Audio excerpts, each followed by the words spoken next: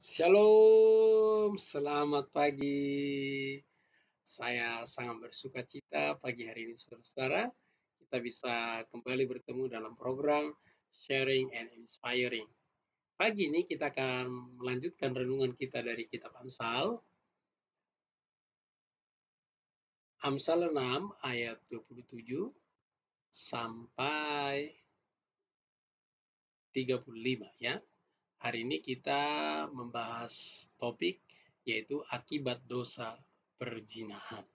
Saudara, kalau kita perhatikan memang dalam perikop-perikop ini Salomo sangat menekankan tentang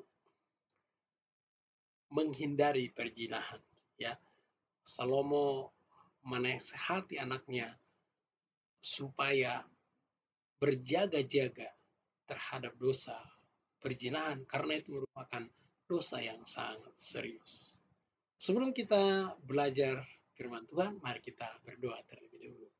Bapa yang baik, dalam nama Tuhan Yesus kami bersyukur ya Tuhan, pada pagi hari ini kami boleh bangun dengan sukacita, dengan berkat yang baru di hari yang baru ini. Semua itu karena pemeliharaan Tuhan, perlindungan Tuhan sepanjang malam. Kami bersyukur ya Tuhan, hari ini kami boleh kembali bersama-sama belajar firman-Mu. Biarlah Roh Kudus yang menolong kami, yang membimbing kami, supaya kami bisa memahami firman Tuhan, supaya kami bisa menjadi pelaku firman Tuhan. Secara khusus hari ini kami mau memuliakan Tuhan sepanjang hari, sehingga nama Tuhan saja yang ditinggikan, yang diagungkan lewat hidup kami. Hamba-Mu ya Tuhan yang mengajarkan firman-Mu sangat terbatas. Biarlah Roh Kudus yang mengajar, yang memberi hikmat, yang memberi marifat, yang memberikan inspirasi, yang memberikan juga pengajaran, dan juga yang memberikan pencerahan. Terutama memimpin setiap kata-kata yang keluar dari mulut hamba-Mu. Sehingga setiap pengajaran yang keluar dari mulut hamba-Mu ada di bawah pimpinan Roh Kudus. Terpujilah Tuhan dari segala Tuhan, dalam nama Yesus kami berdoa. Haleluya. Amin. Amin, saudara-saudara. Mari kita buka kitab kita sama-sama dari Amsal 6 ayat 27 sampai ke 35. Saya akan bacakan untuk kita semua, Bapak Ibu bisa mengikutinya. Ya. Dapatkah orang yang membawa api dalam gelembung baju dengan tidak terbakar pakaiannya? Atau dapatkah orang yang berjalan di atas bara dan tidak hangus kakinya? Demikianlah orang yang menghampiri istri sesamanya. Tidak seorang pun yang menjamahnya luput dari hukuman. Apakah seorang pencuri tidak akan dihina apabila mencuri untuk memuaskan nafsunya karena lapar? Dan kalau ia tertangkap, haruslah ia membayar 7 kali lipat. Segenap harta dari isi rumahnya harus diserahkan. Siapa yang melakukan zina tidak berakal budi. Orang yang berbuat demikian merusak dirinya. Siksaan dan cemooh diperolehnya. Malu tidak terhapuskan. Karena cemburu adalah geram seorang laki-laki. Ia tidak kenal belas kasihan pada hari pembalasan dendam. Ia tidak akan menerima tebusan satupun, dan ia akan bersikeras betapa banyak pun pemberian. Seperti yang saya katakan tadi di awal, saudara, Salomo sangat serius dengan dosa perzinahan ini. Itu sebabnya dia mengingatkan, menasehati anaknya berkali-kali. Berarti ini sangat penting.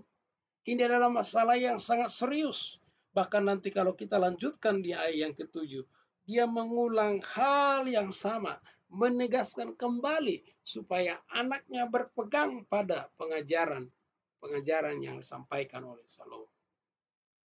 Demikian juga kita sebagai anak-anak Tuhan, kita harus berpegang pada firman Tuhan. Kita harus serius dengan firman Tuhan.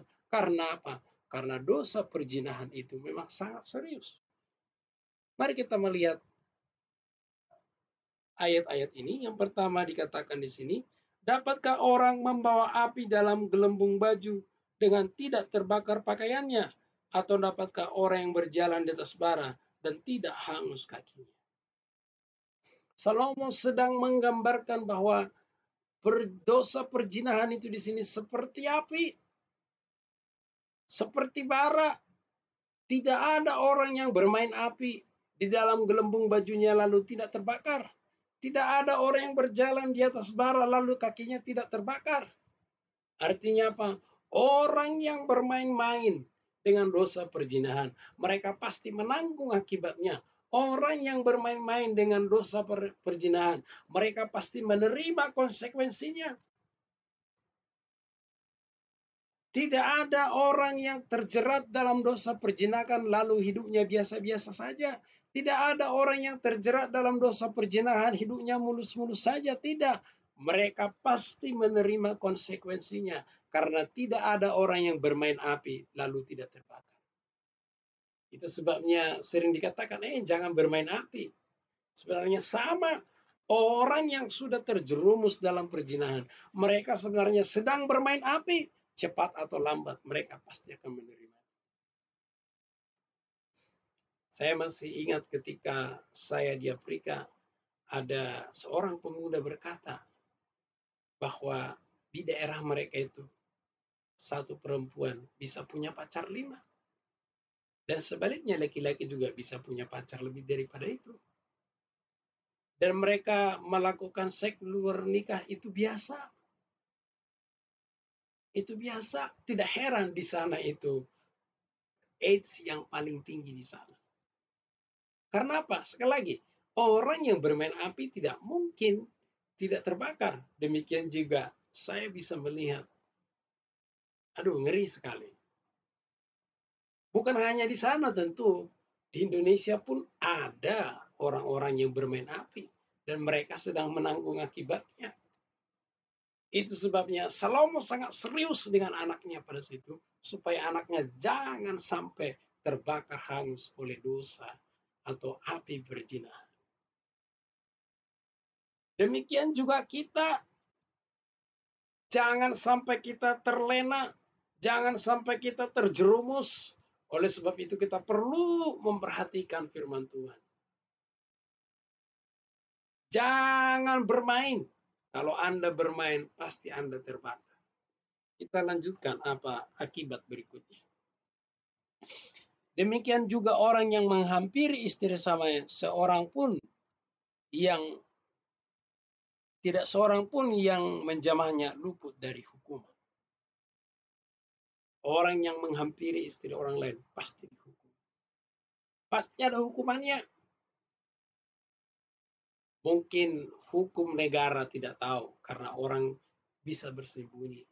Mungkin karena tidak ketahuan. Kalau ketahuan engkau pasti dihukum.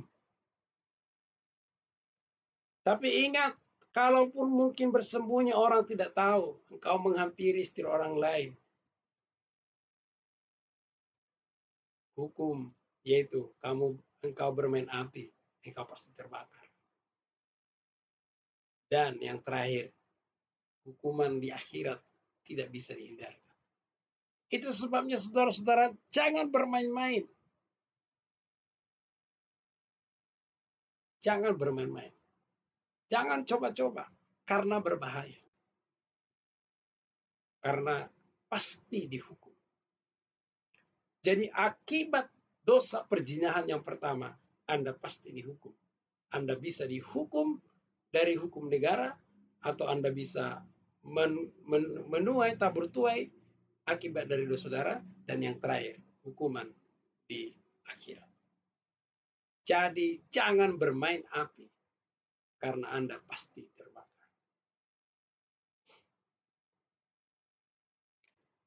Apakah seorang pencuri tidak akan dihina apabila mencuri untuk memuaskan hawa nafsunya? Dan kalau ia tertangkap, haruslah ia membayar 7 kali lipat. Segenap harta isi rumahnya harus diserahkan. Di sini Salomo sedang memberikan perbandingan.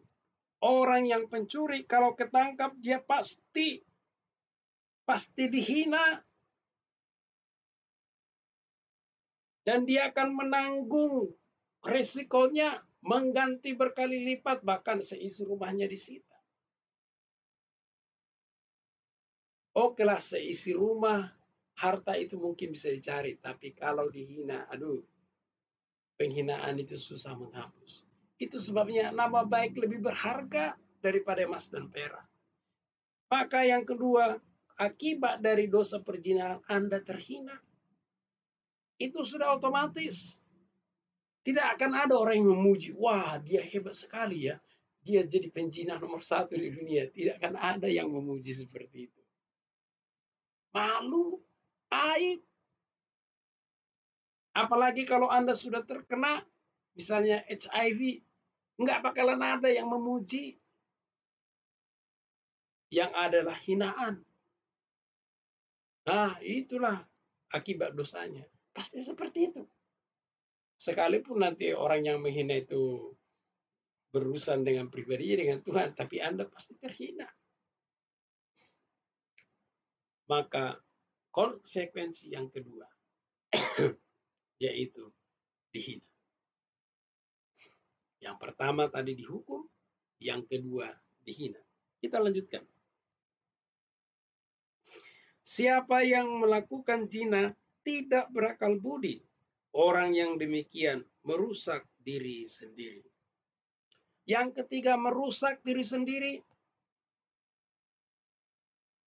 Nikmatnya sesaat, tapi hancurnya selama-lamanya. Orang yang sudah terikat, orang yang sudah terikat, terjerat dalam dosa perzinahan, dia sedang merusak dirinya sendiri. Dia sedang merusak hidupnya, dia sedang merusak masa depannya.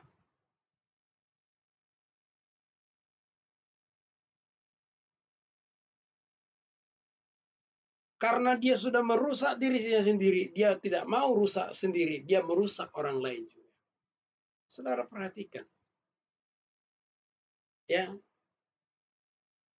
orang-orang di luar sana, mereka yang pekerjaannya itu, mereka merusak orang lain, merusak rumah tangga orang lain.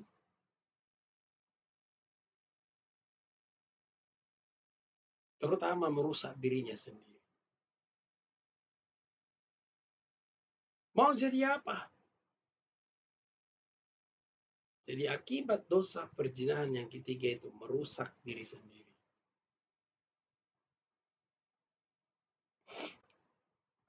Yang ketiga, yang keempat ini ya, ayat 33 maksud saya. Siksaan dan cemooh diperolehnya, malu tak terhapuskan. Kalau zaman dulu ya, orang yang tertangkap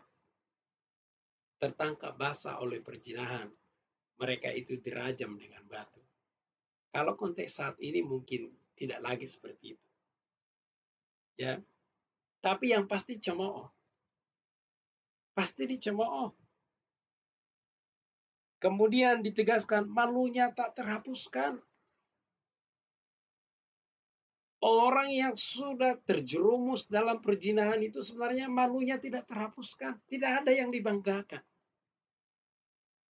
Adakah di antara saudara yang bangga kalau ada yang ya mungkin saudara atau bagian keluarga yang seandainya saja saya sebut ya, seandainya, mudah-mudahan tidak ada, yang terjerumus dalam dosa perzinahan. Itu malunya tidak terhapuskan. Aib.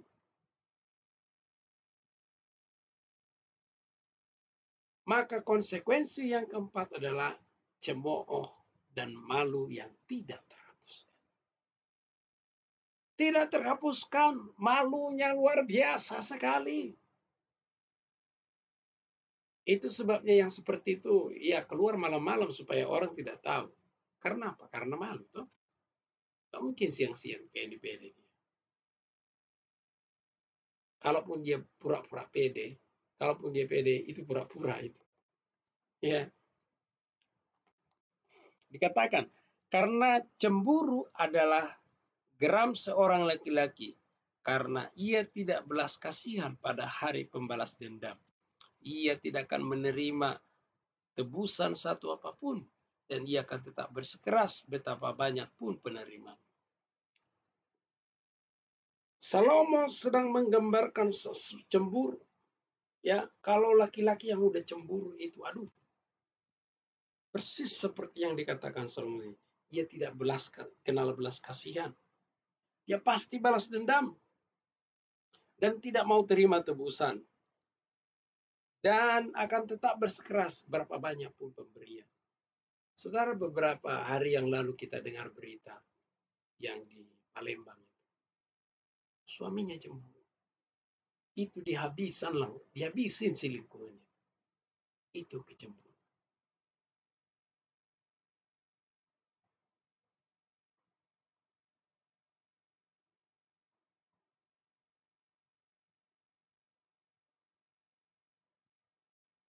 Demikian juga saudara, kecemburuan itu karena Tuhan cemburu.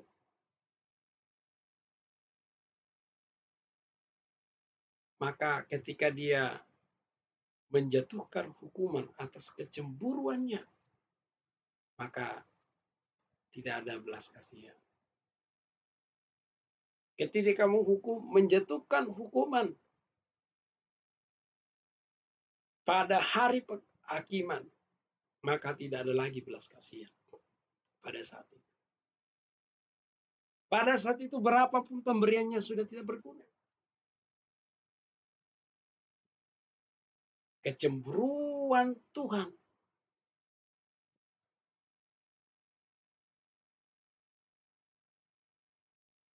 Karena penjina kan memberhalakan jina toh. Tuhan tidak berkenan. Tuhan cemburu. Maka pada saat itu, ketika Tuhan sudah hakimi, persis seperti laki-laki yang cemburu. Itu yang dimaksud di sini. Jadi ketika Tuhan memberikan penghukuman kepada orang-orang yang berzina, persis seperti laki-laki yang cemburu, yang tidak kenal belas kasihnya. Pada hari pembalasan, dia tidak mau kasih ampun. Kalau Tuhan sudah menghukum pada hari penghakiman, maka tidak ada lagi kesempatan. Kesempatan hanya ada ketika selama hidup di dunia. Maka berhati-hatilah dengan dosa perzinahan.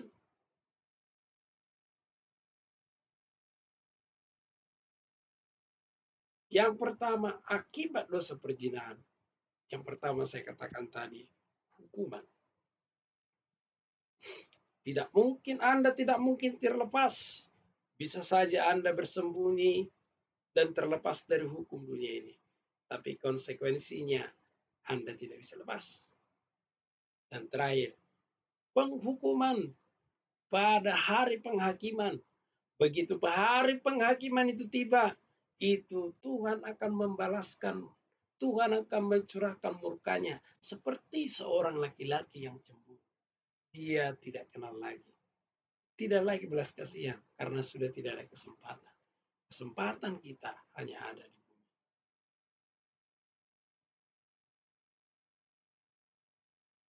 Yang kedua, terhina. Orang yang terjerat dalam dosa perzinahan itu pasti terhina. Dihina, tidak ada yang memuji-muji, tidak ada yang membanggakan. Terhina.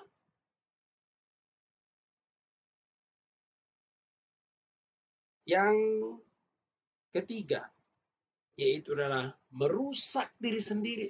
Karena tidak punya akal budi. Orang yang berzina itu merusak diri sendiri. Yang keempat tadi saya katakan, cemooh dan malunya yang tidak terhapuskan. Semua ini digambarkan seperti kecemburuan laki-laki yang balas dendam, yang tidak benar kasihan, yang tidak mau menerima timbalan. Demikian juga pada akhirnya Tuhan pada masa penghakiman. Dia seperti seorang laki-laki yang cemburu. Sekaranglah kesempatan.